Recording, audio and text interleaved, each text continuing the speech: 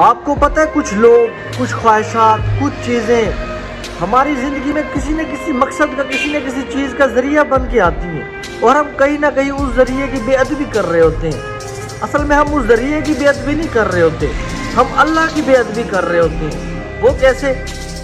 فرض کریں کہ ہمارا روزگار نہیں لگ رہا ہوتا، ہم اللہ تبارک و تعالیٰ سے دعا کرتے ہیں کہ اے میرے رب میرا روزگار کا ذریعہ بنا دے۔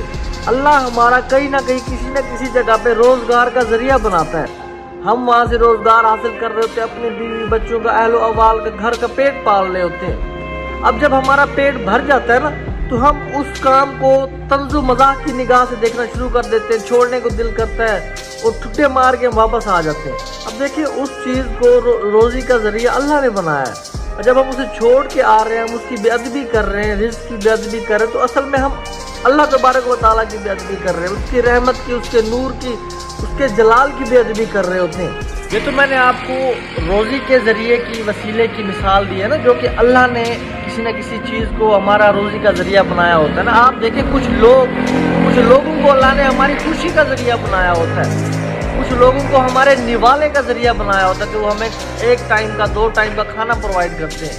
اب کچھ چیزوں کو اللہ نے ہمارا سفر کا ذریعہ بنایا ہوتا ہے، جیسے کہ موٹر سائیکل۔ دیکھیے اللہ کی کتنی بڑی بڑی نعمتیں ہیں۔ اب اسی طرح آپ دیکھ لیں کہ ہمارے ماں باپ کو اللہ نے ذریعہ بنایا ہمیں اس دنیا میں لے کے آنے کا۔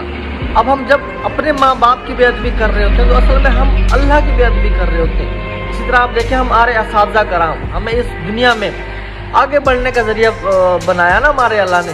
اب جب ہم اپنے اساتذہ کی بے ادبی کرتے ہیں، تو ہم تو اصل میں اپنے رب کی بے ادبی کر رہے ہیں، کیونکہ ذریعہ جو انہیں رب نے بنایا ہے۔